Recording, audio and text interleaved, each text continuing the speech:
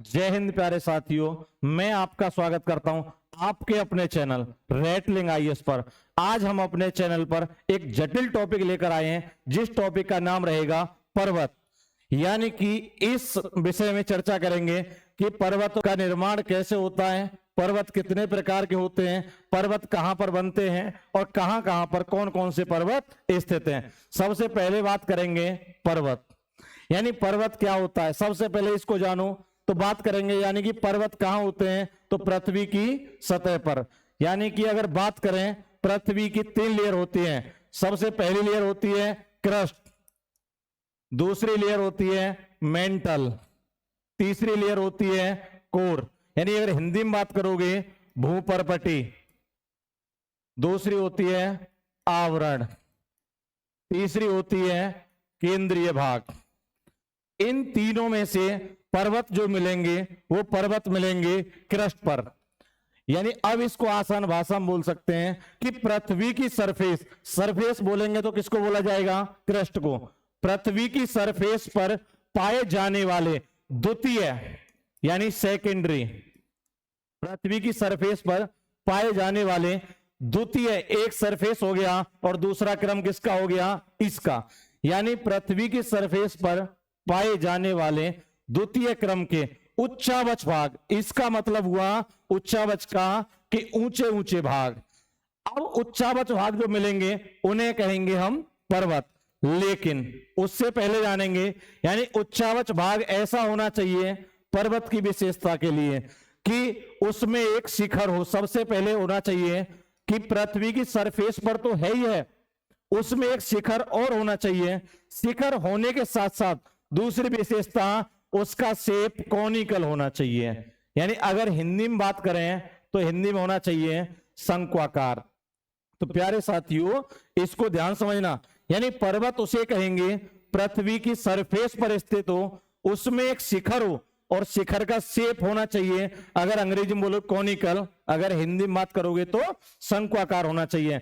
दूसरी बात यही, अगर पर्वत शिखर भी है, पर्वत में शिखर भी है, कॉनिकल शेप भी है, लेकिन ऊंचाई भी उसकी 1000 मीटर से ज्यादा होनी चाहिए। अगर उसकी ऊंचाई 1000 से कम रह जाती है तो पर्वत नहीं, वो पहाड़ी में आएगा। यानी पहाड़ी बोलेंगे तो अंग्रेजी में हिल्स। तो इसका मतलब दो बातें हो गई, एक तो होता है पर्वत और दूसरा क्या होता है, पहाड़ी।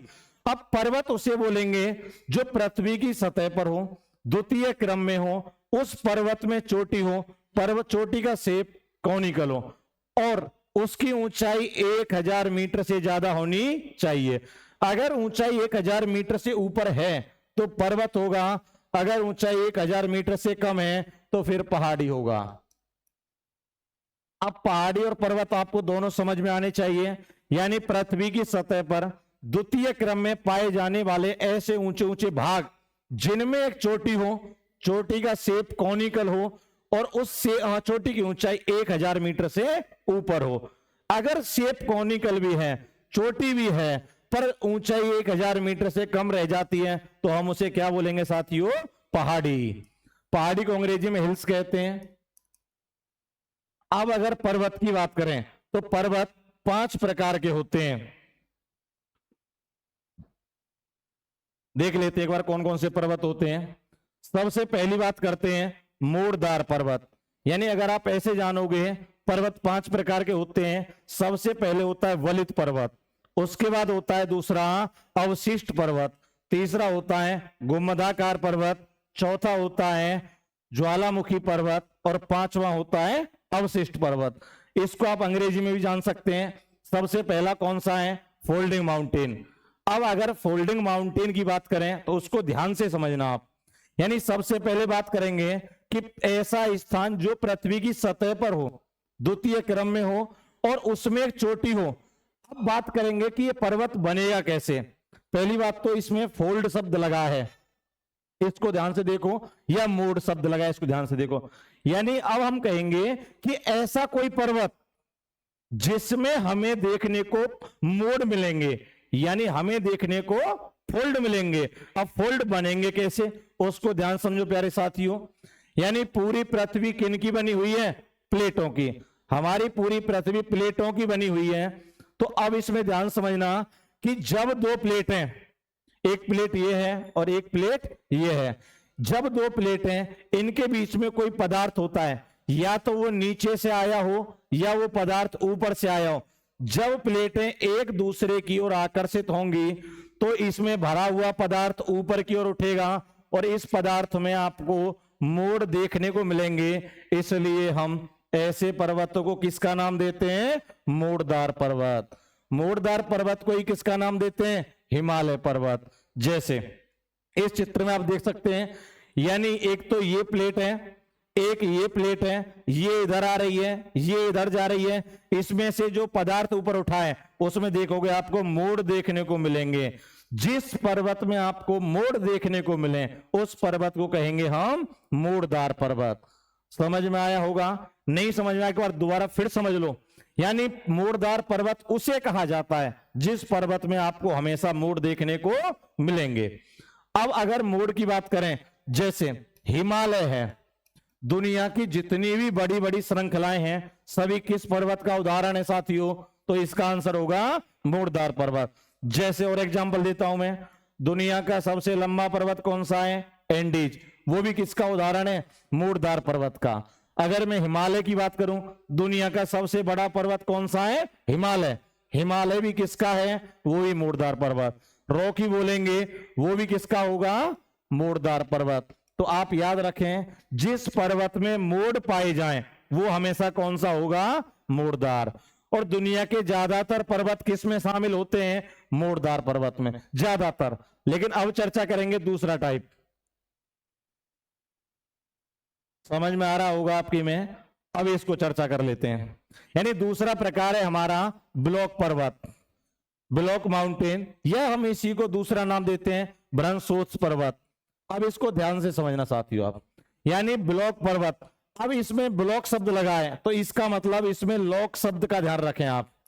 यानी बी को अलग कर लें और आप ध्यान रखें किसका? लॉक शब्द का। तो इसमें ऐसा कुछ तो होगा जो लॉक होगा, और जिसमें कुछ लॉक होगा उसी को हम क्या कह देंगे साथियों? ब्लॉक। ये तरीका है बस याद करने का, बाकी इसमें कुछ नहीं है। अब बनेगा कैसे? यानी मान लीजिए कोई चट्टान है, और चट्टान में चित्र में देख सकते हैं, ऐसे बना देता हूं। यानी कोई चट्टान है, अब इस चट्टान में क्या हो? ब्लॉक के लिए पढ़ा रहा हूं।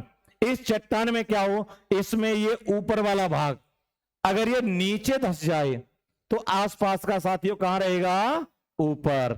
या इधर देख लो, ये कोई चट्टान है, अब इसमें मध्य का भाग कहां चला गया है? नीचे। लेकिन आसपास का भाग कहां रह गया है? ऊपर। तो जिस, अब इसको बोलेंगे आसान भाषा में कैसे, कि जिस किसी पर्वत का मध्य का भाग हो जाए लॉक, उसी को हम कहेंगे ब्लॉक। इसके लिए आप एग्जांपल ले सकते हैं, जैसे पाकिस्तान है, पाकिस्तान का एक पर्वत है, क्या नाम है? सॉल्ट रेंज, जिसमें नमक की चट्टान कहा जाता है। जितना भी लाहौरी नमक है, सेंधा नमक आता है, वो सब कहां से आता है? सॉल्ट रेंज से। इसको आप समझ सकते हैं। या और एग्जांपल दें, अमेरिका या यूरोप का दे दो, वॉसजेस पर्वत। यानी आगे सारे पर्वत आपको देखने को मिलेंगे। वॉसजेस पर्वत भी किस पर्वत का उदाहरण है? तो साथियों इसको कहेंगे ब्लॉक। और ब्लॉक को अगर समझना है तो कैसे कहेंगे? जिसका मध्य वाला भाग हो जाए लॉक, उसी को कहेंगे ब्लॉक। अब अगर इसमें तीसरा टाइप समझना चाहो साथियों तो ये भी आसान भाषा में होगा, इसको ध्यान से देखना।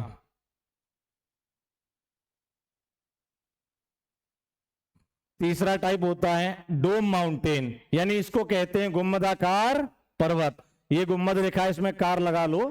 तो अगर बोलोगे गुम्बदाकार पर्वत यानी डोम माउंटेन, तीसरा प्रकार है। पहले दो प्रकार थे, पहला कौन सा था? वलित, ये आपका क्लियर करा दिया।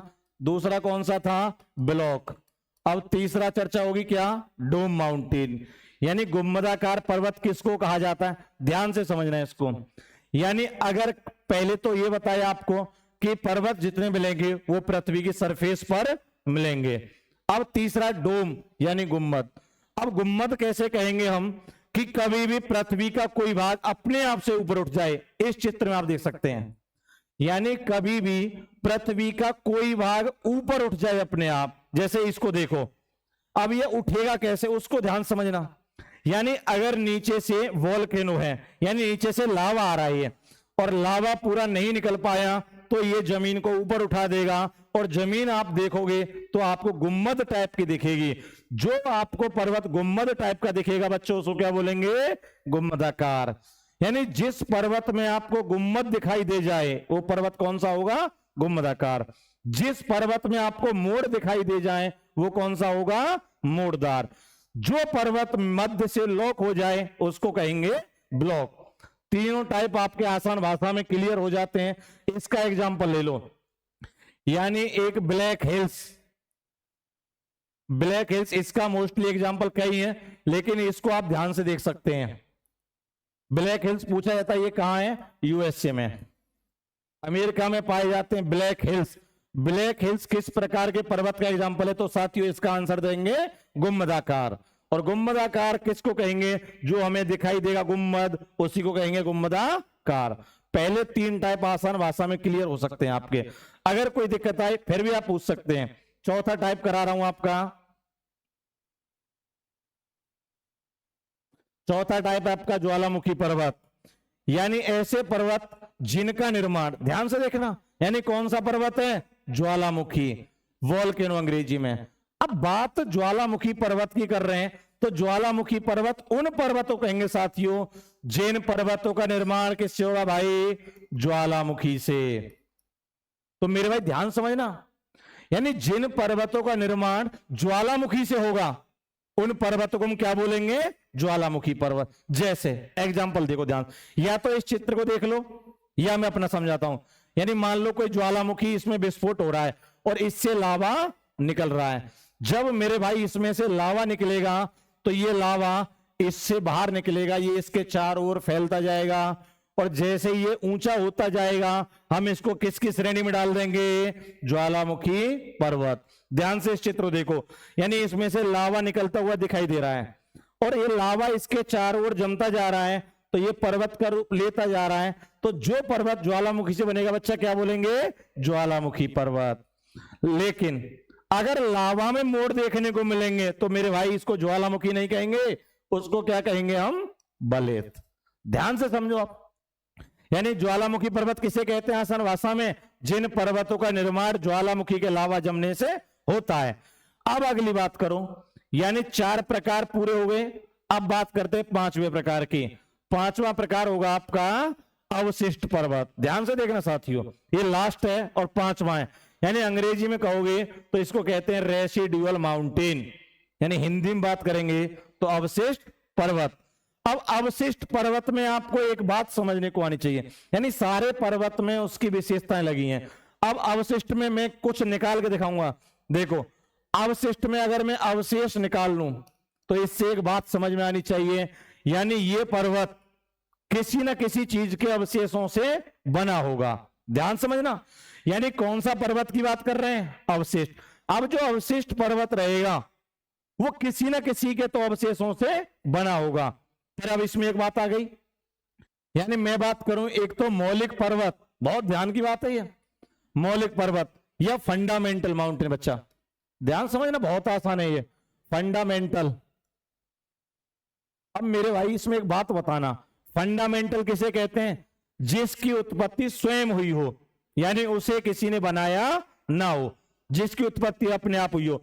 लेकिन मैं बोल रहा हूं अवशिष्ट, तो इसका मेरे भाई ये अवशेषों से बना है, तो कोई ना कोई तो इसके पीछे है।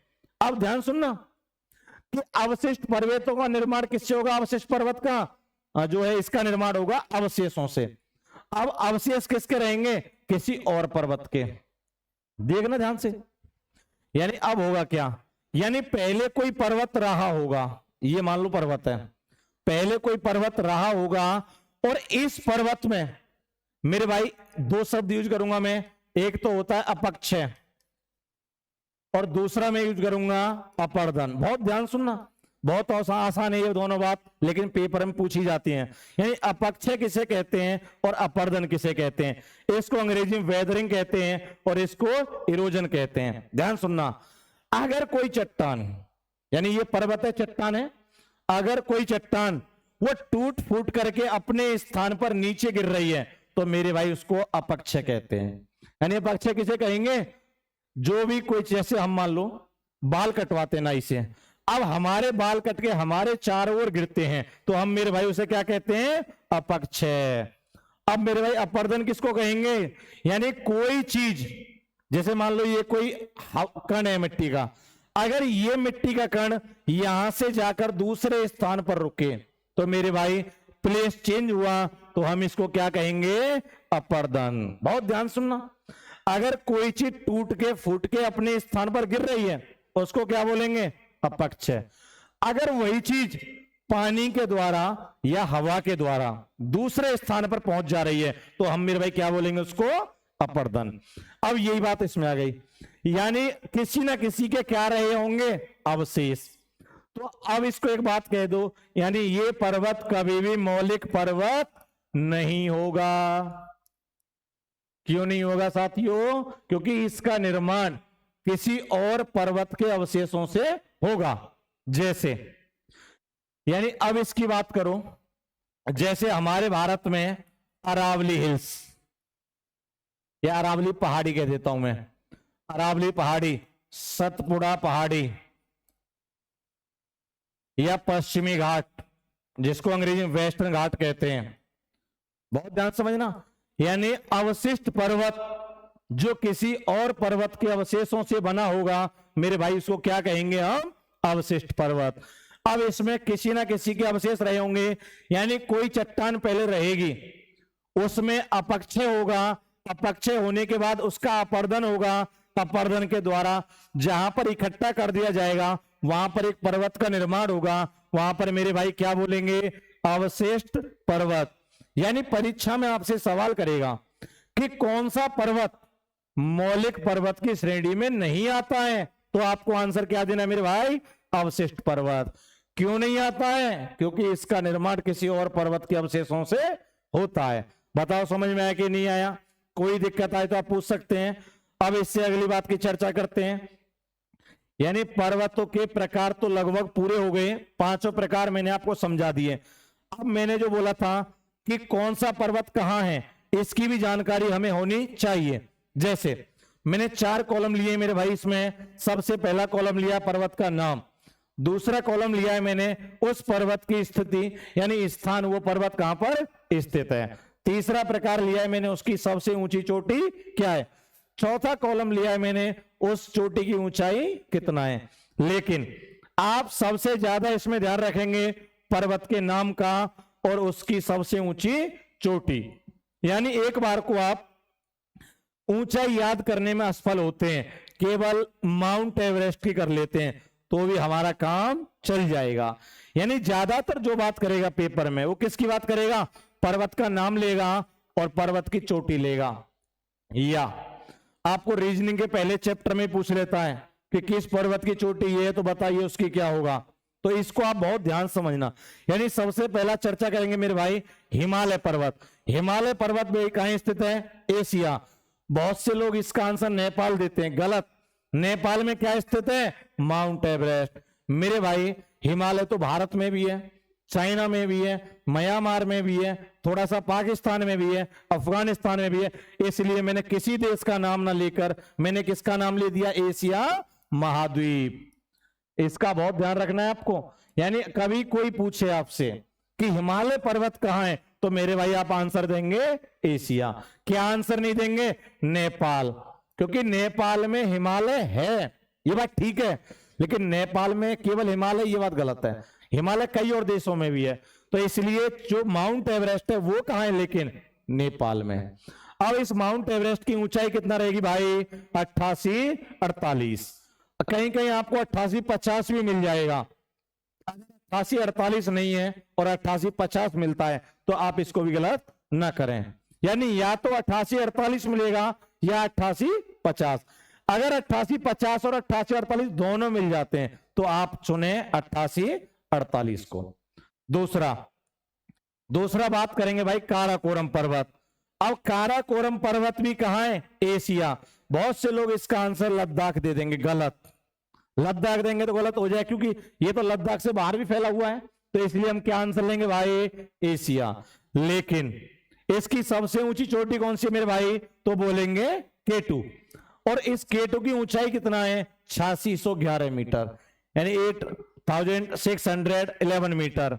तीसरा पर्वत जो मोस्ट इंपोर्टेंट रहेगा, यानी आप इसमें सारे पर्वतों को पढ़ सकते हैं, लेकिन इंपोर्टेंट मैं करा रहा हूं। तीसरा पर्वत रहेगा हमारा एंडीज। अब एंडीज की विशेषता सबसे बड़ा, ये बात बहुत इंपॉर्टेंट है। सबसे बड़ा पर्वत कौन सा है दुनिया का? हिमालय। लेकिन मेरे भाई सबसे लंबा की बात आ गई तो क्या होगा? एंडीज। मैं जो लिख रहा हूं उसका ध्यान से देखें, यानी दुनिया का सबसे लंबा पर्वत कौन सा है? एंडीज। अब ये एंडीज है कहां? दक्षिणी अमेरिका महाद्वीप। इसको अगर अंग्रेजी में बोलोगे तो साउथ अमेरिका महाद्वीप, साउथ अमेरिका। इसकी सर्वोच्च चोटी कौन सी है? तो एकांकागुआ, माउंट एकांका। माउंट का मतलब ही चोटी होता है मेरे भाई। उसके बाद अलास्का रेंज, ये आपको उत्तरी अमेरिका यानी नॉर्थ अमेरिका अंग्रेजी में। अब इसकी सबसे ऊंची चोटी कौन सी है? माउंट एल्बुर्स। आया समझ में? नहीं आया? ऊंचाई याद करो तो आप कर सकते हैं, सारे की लिखी हुई है, लेकिन ये पेपर में एक बार को नहीं आती है। मेन बात दो है इसमें, पर्वत का नाम और उसकी सबसे ऊंची चोटी। आप फोकस करें इस बात पर। अगला काकेशस पर्वत।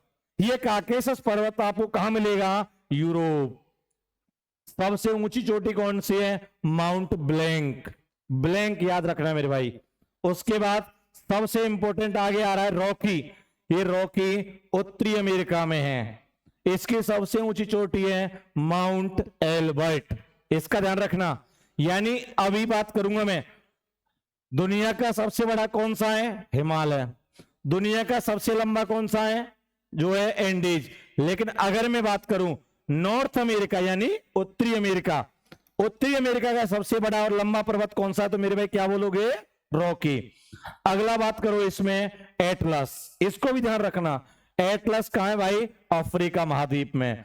माउंट टाउकल, यानी माउंट जेवेल टाउकल भी कहते हैं इसको, और माउंट टाबकल भी कहते हैं इसकी चोटी को। ऊंचाई याद करना हो तो इसकी ऊंचाई 4165 मीटर है। उसके बाद सबसे इंपोर्टेंट ग्रेट डिवाइडिंग रेंज। हर पर्वत इंपोर्टेंट है जो टिकिया है। अब ग्रेट डिवाइडिंग रेंज का मेरे भाई ये पर्वत है ऑस्ट्रेलिया में। ऑस्ट्रेलिया आपको पता है महाद्वीप भी है, और ऑस्ट्रेलिया अपने आप में एक देश भी है। यानी दुनिया में एक ही महाद्वीप ऐसा है जिसका नाम से देश भी है। वो कौन सा महाद्वीप है? ऑस्ट्रेलिया। यानी ऑस्ट्रेलिया महाद्वीप भी है और ऑस्ट्रेलिया अपने आप में देश भी है, और ऐसा कोई महाद्वीप नहीं है जो देश के नाम पर नाम पड़ा हो। उसके बाद इसकी सबसे ऊंची चोटी कौन सी है मेरे भाई? तो आंसर होगा जो है माउंट कोसियुस्को। कौन सी? माउंट कोसियुस्को। ये आपको पीडीएफ दे दी जाएगी, आप बिल्कुल परेशान ना हो। उसके बाद लास्ट इंपोर्टेंट रह गया है कौन सा? यूराल। अब ये यूराल पर्वत कहां है? रूस में। मेरे भाई रूस भी दो भागों में आता है, एक यूरोप में और दूसरा एशिया में। तो ये इन दोनों के बीच में है कौन सा? यूराल पर्वत। और यूराल पर्वत की सबसे ऊंची चोटी कौन सी है? नेरोडनाया। तो मेरे भाई मेरे हिसाब से आपको इसमें कोई समस्या नहीं रहनी चाहिए। आप एक बार बैक में जाके देख लो। सबसे पहले मैंने आपको पर्वत कितने प्रकार के हैं, पर्वत कौन कौन से प्रकार के हैं, इन इमेज से समझ सकते हैं आप। मैंने सारी इमेजें आपकी क्लियर की हैं और आपको सारे पर्वतों के नाम, स्थान, चोटी और ऊंचाई दे दी है। अगर आपको ऐसी और वीडियो चाहिए तो आप फॉलो करें, सब्सक्राइब करें हमारे YouTube चैनल रेटलिंग आईएएस को। धन्यवाद साथियों।